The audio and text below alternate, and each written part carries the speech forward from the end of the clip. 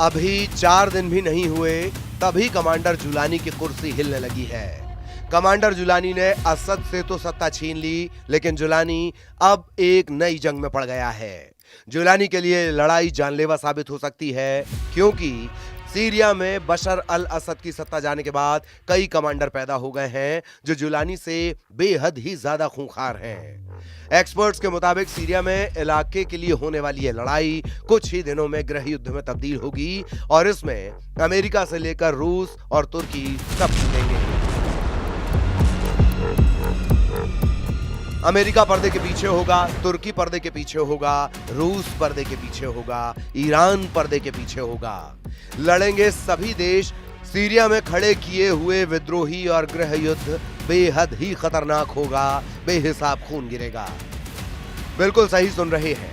Syria को लेकर ये ऐसी भविष्यवाणी है जिसके बारे में एक्सपर्ट्स कह रहे हैं कि ये होकर ही रहेगा, इसे कोई नहीं रोक सकता, क्योंकि सीरिया में सभी देशों के अपने अपने स्वार्थ हैं और दमिश्क पर विद्रोहियों के कब्जे के बाद वो स्वार्थ प्रभावित हो रहे हैं और ऐसा कोई भी देश नहीं चाहता है। सीरिया में हालात खराब हो चुके हैं। अमेरिका के विदेश मंत्री का प्लेन इस वक्त एक्टिव है।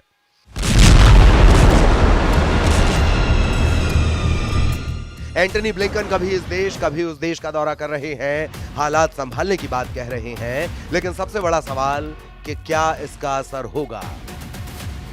अखबारों में, टीवी पर, मोबाइल पर दमिश्क पर कब्जे के बाद अब तक आप हजारों बार कमांडर जुलानी का चेहरा देख चुके हैं।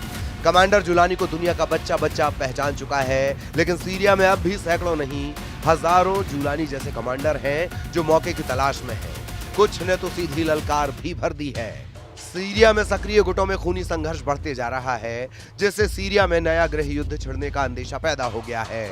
फर्स्ट पोस्ट की रिपोर्ट के मुताबिक सीरिया में तुर्की समर्थित सीरियाई नेशनल आर्मी यानी SNA और अमेरिका समर्थित सीरिया डेमोक्रेटिक फोर्स यानी SDF के बीच तनाव बढ़ रहा है।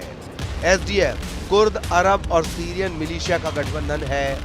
SNA तुर्की के समर्थन से बने विद्रोही समूह का गठबंधन है।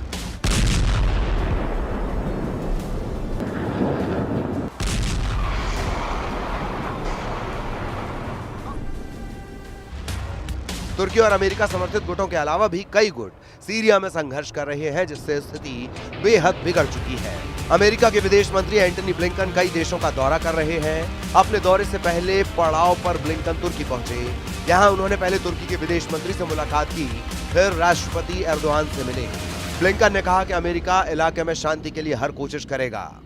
SDF और NSA के बीच खून खराबे की एक नहीं कई वजहें हैं, जिसमें 3 मुख्य मुद्दे हैं। पहला, दोनों गुट सीरिया के भविष्य को लेकर अलग अलग सोच रखते हैं, और दूसरा, इन दोनों के अंतर्राष्ट्रीय समर्थक और उनके हित, और तीसरी वजह इन SDA और SNA दोनों के अपने क्षेत्रीय दावे हैं।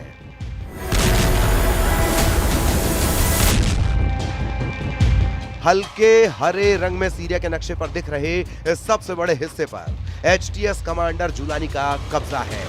पीले रंग में घिरे इलाके पर कुर्द लड़ाकों के SDA का कब्जा है। फिरोजी रंग में दिख रहे इस इलाके पर SNA का कब्जा है। इसमें कोई शक नहीं कि सीरिया के रेगिस्तानी इलाके में दाइश मजबूत हो गया है। ये लोग पहले छिपे हुए थे, अब खुलकर सामने आ गए हैं।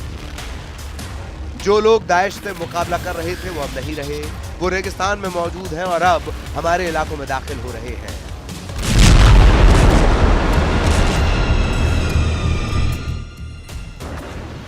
अब देखिए कि बशर अल असद के पतन के बाद सीरिया में नया झगड़ा क्या है। विदेशी मीडिया की रिपोर्ट कहती है कि अमेरिका को जरा भी अंदाजा नहीं था कि विद्रोही महज 11 दिनों में असद को सत्ता से बेदखल कर देंगे और उन्हें अपनी जान बचाने के लिए रूस में शरण लेनी पड़ेगी। अमेरिकी अधिकारी असद के साथ एक समझौते पर बातचीत कर रहे थे।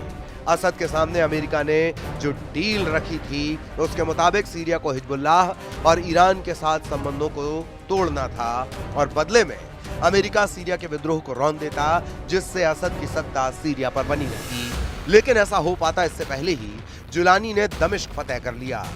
इस वक्त सीरिया को लेकर अमेरिका और तुर्की आमने सामने हैं। बड़ी बात यह है कि अमेरिका और तुर्की दोनों ही नेटो गठबंधन के सदस्य देश हैं। ऐसे हालात में अब देखना होगा कि अमेरिका किस हद तक सीरिया में डैमेज कंट्रोल कर पाता है।